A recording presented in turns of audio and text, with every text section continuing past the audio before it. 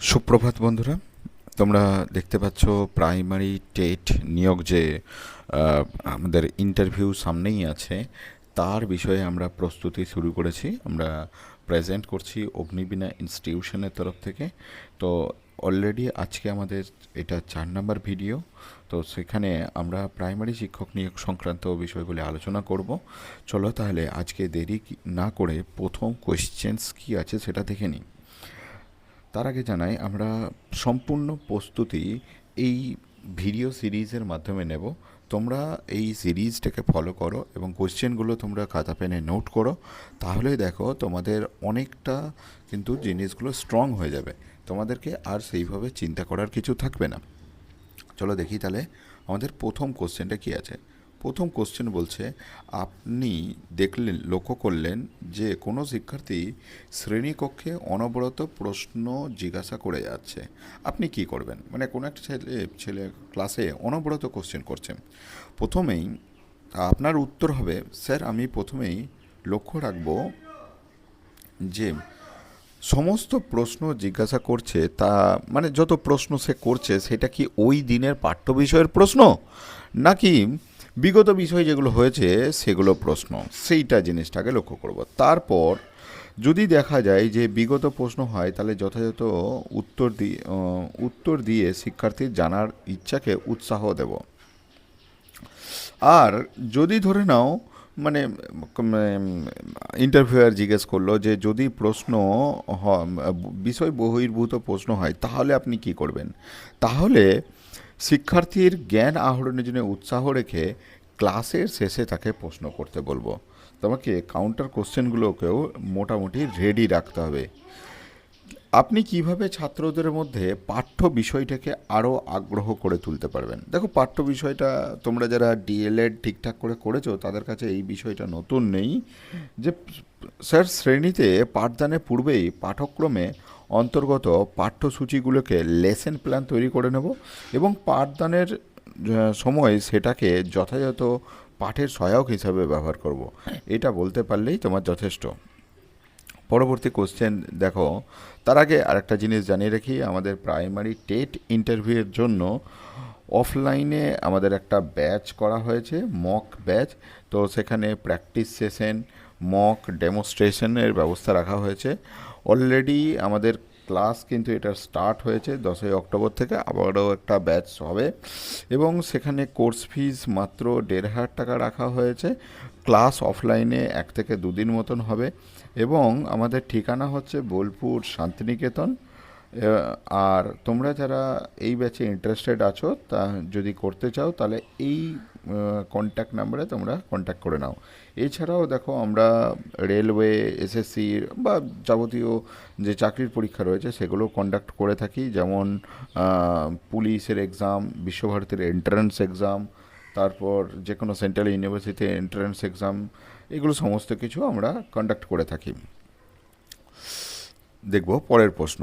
পরের প্রশ্ন বলছে, শ্রেণীকক্ষে আপনার পড়ানোর সময় কোনো এক ছাত্র কোনো এক বিষয়ে আপনার ভুল ধরিয়ে দিল, তখন আপনি কি করবেন? মানে আপনি আপনার ভুল ধরিয়ে দিয়েছে, তাহলে কি আপনি কি করবেন?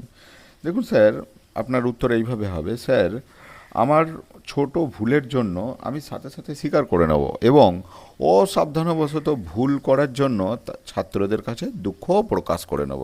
এটা তোমার এক্স্যাক্ট উত্তর হওয়া উচিত। আপনার শ্রেণীকক্ষে কিছু শিক্ষার্থী অল্প বুদ্ধি সম্পন্ন এবং কিছু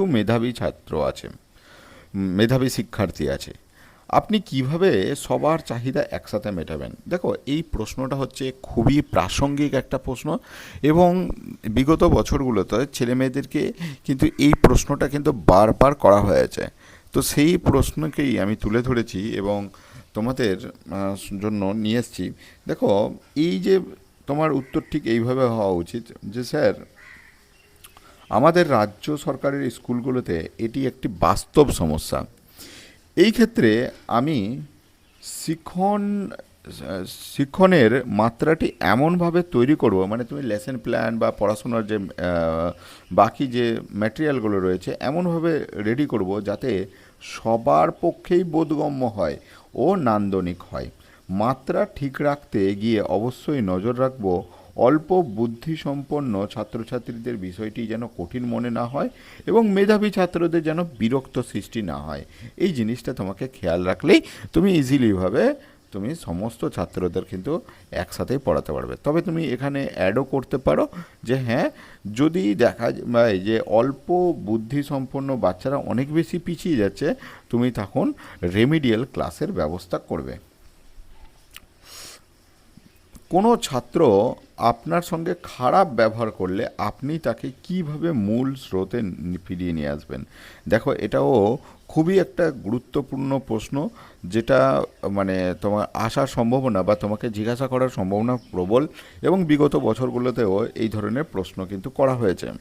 দেখো, এক্ষেত্রে তোমার উত্তর যেটা হবে যে প্রথমে স্যার বলি স্যার যে তার সাথে আলাদা করে কথা বলবো, তার সমস্যাগুলি জানার চেষ্টা করে যথাযথ সমাধান করব। দ্বিতীয়ত, পড়াশোনা ও সহপাঠক্রমিক কাজে ব্যস্ত রাখার চেষ্টা করব যাতে অন্যদিকে মন দিতে না পারে। এইভাবে কয়েকদিন পর্যবেক্ষণে রাখবো, তারপর দরকার হলে প্রধান শিক্ষক বা অভিভাবকদের সাথে বিষয়টি নিয়ে আলোচনা করব। মানে তুমি তাকে পর্যবেক্ষণে রাখলে এবং বিভিন্ন কাজের মধ্যে তাকে, মুদ্রা কথা হচ্ছে তাকে কাজের মধ্যে ব্যস্ততা রাখতে হবে। যত সেই ধরনের স্টুডেন্টকে তুমি, যারা একটু মানে ডিফারেন্ট হয়েছে, তাদেরকে যদি তুমি অলওয়েজ তাকে পড়াশোনার বা কাজের মধ্যে ব্যস্ততা রাখো, সে কিন্তু সেই জিনিসগুলো ভুলে যাবে। এরপরে দেখো, আমরা পরিবেশ পরিচিতি বিষয়ক কিছু প্রশ্ন আলোচনা করব, যেগুলো বিগত বছরে কিন্তু জিজ্ঞাসা করেছে। এই প্রশ্নগুলো কিন্তু খুবই গুরুত্বপূর্ণ প্রশ্ন। বিশেষ করে আমি একটা পুরো এই আজকে ছক বানিয়েছি, যেটা হচ্ছে তোমার বিভিন্ন গুরুত্বপূর্ণ মানে তারিখগুলোর, যেটা পরিবেশ থেকে খুবই গুরুত্বপূর্ণ। তাহলে দেখা যাক আজকে কি কি কোয়েশ্চেন্স আছে আমাদের। প্রথম কোয়েশ্চেন আমি যেটা দেখতে পাচ্ছি সেটা হচ্ছে যে ভোপাল গ্যাস দুর্ঘটনা কবে হয়েছিল? দেখো, ভোপাল গ্যাস দুর্ঘটনা 1984 সালের ডিসেম্বর মাসে ঘটেছিল। পরবর্তী প্রশ্ন, গ্রিন হাউস গ্যাসগুলির মধ্যে প্রধান দুটি গ্যাসের নাম বলো। গ্রিন হাউস গ্যাস, দেখো গ্রিন হাউস গ্যাস হলো কার্বন ডাইঅক্সাইড এবং মিথেন। তার মধ্যে কার্বন ডাইঅক্সাইড থাকে 56% এবং মিথেন থাকে 18% থাকে। এছাড়া আরও অনেক গ্যাস রয়েছে। কিয়োটো প্রোটোকল কবে স্বাক্ষরিত হয়েছিল এবং কোথায়? দেখো, 1997 সালের গ্রিন হাউস গ্যাসগুলি কমানোর উৎপাদন কমানোর জন্য লক্ষ্যে জাপানের কিয়োটো শহরে কিয়োটো প্রোটোকল স্বাক্ষরিত হয়।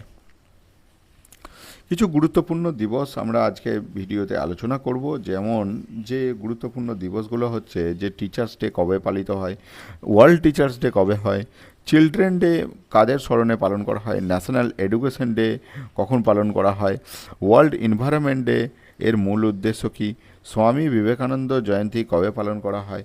এই ধরনের কিছু গুরুত্বপূর্ণ প্রশ্ন কিন্তু আজকের আলোচনার বিষয়ে রয়েছে। তো প্রথমে আমি এটাকে বিভিন্ন ছক করে আলাদা আলাদা করে পার্ট করে নিয়েছি। প্রথমে আমরা দেখব শিক্ষা ও শিশু সম্পর্কিত যে গুরুত্বপূর্ণ দিবস রয়েছে।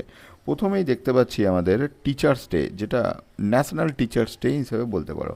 সেটা হলো তোমার 5 সেপ্টেম্বর, যেটা জানো তোমরা প্রত্যেকে, সর্বপল্লী রাধাকৃষ্ণনের জন্মদিন।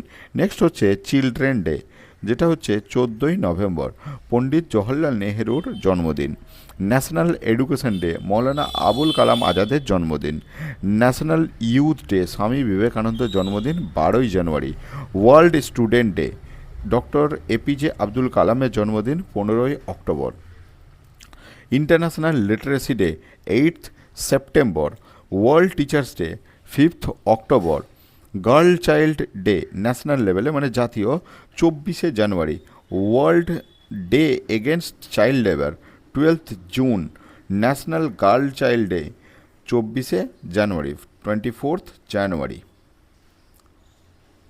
এরপর আমরা আরও কিছু দেখব, যেমন জাতীয় ও সাংবিধানিক দিবস। এই কটা সাল তুমি যদি মানে তারিখগুলো দেখে যেতে পারো, তোমাকে আশা করছি এর বাইরে কিন্তু প্রশ্ন আসবে না। রিপাবলিক ডে 26 जनवरी independence day 15 August, Gandhi Jayanti 2 October, constitution day বা সংবিধান দিবস যেটা হচ্ছে 26 নভেম্বর। 26 নভেম্বর মানে তোমার হচ্ছে কি 26 নভেম্বর 1949 সালে আমাদের সংবিধান কিন্তু রেডি হয়েছিল। পরে কিন্তু এই যে তুমি দেখতে পাবে 26 জানুয়ারি সংবিধান কিন্তু গৃহীত হয়েছিল বলে এই যে 26 জানুয়ারি আমাদের 26 নভেম্বর 1949 সালে কনস্টিটিউশন রেডি হয়েছিল বলে এই দিনটাকে ল ডে বা কনস্টিটিউশন ডে বা সংবিধান দিবস হিসাবে পালন করা হয়। আর 26 জানুয়ারি আমাদের কনস্টিটিউশনটা লাগু হয়েছিল 1950 সালে। ঠিক আছে, এটা মাথায় রাখবে। বেশ, ন্যাশনাল ভোটার্স ডে 25 জানুয়ারি। 25 জানুয়ারি national voters day. National unity day 31 অক্টোবর, সর্দার বল্লভভাই প্যাটেলের জন্মদিন, যাকে আয়রন ম্যানও বলা হয় সর্দার বল্লভভাই প্যাটেলকে। পরবর্তী দেখব বিশ্ব সামাজিক সচেতনতা সম্পর্কিত কিছু গুরুত্বপূর্ণ দিবস। সেটা হচ্ছে ওয়ার্ল্ড এনভায়রনমেন্ট ডে 5 জুন, প্রত্যেকেই জানো। ওয়ার্ল্ড হেলথ ডে সেটা হচ্ছে 7 April. World earth day 22 April. World water day 22 March. World AIDS day 1 December. World food day 16 October. World human rights day 10 December. World population day 11 July. International women day 8 March. এরপর আমরা দেখব শিক্ষা ও বিজ্ঞান সম্পর্কিত কিছু গুরুত্বপূর্ণ দিবস। 11ই মে জাতীয় প্রযুক্তি দিবস। তারপর হচ্ছে তোমার 28 ফেব্রুয়ারি জাতীয় বিজ্ঞান দিবস, খুবই গুরুত্বপূর্ণ এবং ভেরি ভেরি ইম্পর্টেন্ট। বারবার কিন্তু এটা জিজ্ঞাসা করা হয়েছে জাতীয় বিজ্ঞান দিবস কবে। 28 ফেব্রুয়ারি। 5ই জুন পরিবেশ দিবস। 5ই জুন বিশ্ব পরিবেশ দিবস। 21শে জুন আন্তর্জাতিক যোগ দিবস। যোগ দিবস বলতে তোমার যোগা দিবস বা ব্যায়াম দিবস, ব্যায়াম সংক্রান্ত যেটা। 15ই সেপ্টেম্বর আন্তর্জাতিক সাক্ষরতা দিবস। 16ই এপ্রিল আম্বেদকর জয়ন্তী বা শিক্ষা সমতা দিবস হিসাবেও পালন করা হয়। 20শে ডিসেম্বর আন্তর্জাতিক মানব সংহতি দিবস। 10ই ডিসেম্বর মানবাধিকার দিবস। 1লা ডিসেম্বর বিশ্ব এইডস দিবস। 24শে মার্চ বিশ্ব যক্ষ্মা দিবস। এরপর আমরা দেখব পরিবেশ ও সামাজিক গুরুত্বের কিছু দিবস যেগুলো খুবই গুরুত্বপূর্ণ। যেমন ধরো তুমি পাচ্ছ 22শে মার্চ বিশ্ব জল দিবস। 7ই এপ্রিল বিশ্ব স্বাস্থ্য দিবস। 5ই জুন বিশ্ব পরিবেশ দিবস। 16ই সেপ্টেম্বর ওজোন স্তর সংরক্ষণ দিবস। 1লা জুলাই ডাক্তার দিবস। তোমরা আমাকে কমেন্ট সেকশনে জানাও এই ডাক্তার দিবস কার জন্মদিনটাকে পালন করা হয় ও কার মৃত্যুদিনকে। নেক্সট হচ্ছে 2রা ডিসেম্বর দূষণ প্রতিরোধ দিবস। 2রা ফেব্রুয়ারি বিশ্ব জলাভূমি দিবস। 3রা মার্চ বিশ্ব বন্যপ্রাণী দিবস। 2রা অক্টোবর স্বচ্ছতা অভিযান মিশন। এটা 2রা অক্টোবর এটা কার জন্মদিনে পালন করা হয় স্বচ্ছতা অভিযান মিশন, কমেন্ট সেকশনে জানাবে। 14ই জুন বিশ্ব রক্তদাতা দিবস। পরবর্তী আর একটাই ছকই রয়েছে। এরপরে এই মোটামুটি এই কটা গুরুত্বপূর্ণ দিবস এখানে শেষ হবে। সেটা হচ্ছে 21শে ফেব্রুয়ারি আন্তর্জাতিক মাতৃভাষা দিবস। 2রা মে রবীন্দ্র জয়ন্তী। 21শে সেপ্টেম্বর বাণীভূষণ দিবস, শিক্ষক সমাজে বিশেষভাবে পালিত হয়। 5ই আগস্ট বন্ধুত্ব দিবস। 25শে ডিসেম্বর বড়দিন। 1লা জানুয়ারি যেন ইংরেজি নববর্ষ। 14ই এপ্রিল যেটা বাংলা পয়লা বৈশাখ মোটামুটিভাবে হয়ে থাকে। 16ই ডিসেম্বর বিজয় দিবস বাংলাদেশের এটা। 21শে ফেব্রুয়ারি এটা হচ্ছে আন্তর্জাতিক ভাষা দিবস বাংলা ভাষার স্মরণে। 27শে সেপ্টেম্বর বিশ্ব পর্যটন দিবস। এই ছিল আমাদের আজকের গুরুত্বপূর্ণ ভিডিও, যেটা তোমাদের জন্য খুবই আশা করছি হেল্প হবে। তো তোমরা আমাকে কীরকম আজকের ভিডিওটা কীরকম লেগেছে আমাকে একটু কমেন্ট সেকশনে জানাবে, বা তোমাদের কীরকম টাইপের ভিডিও করলে বা কি এই সিরিজটা কতটা কি উপকার হচ্ছে একটু কমেন্ট সেকশনে জানাও যদি কাউরি কিছু জানার থাকে। জয় হিন্দ।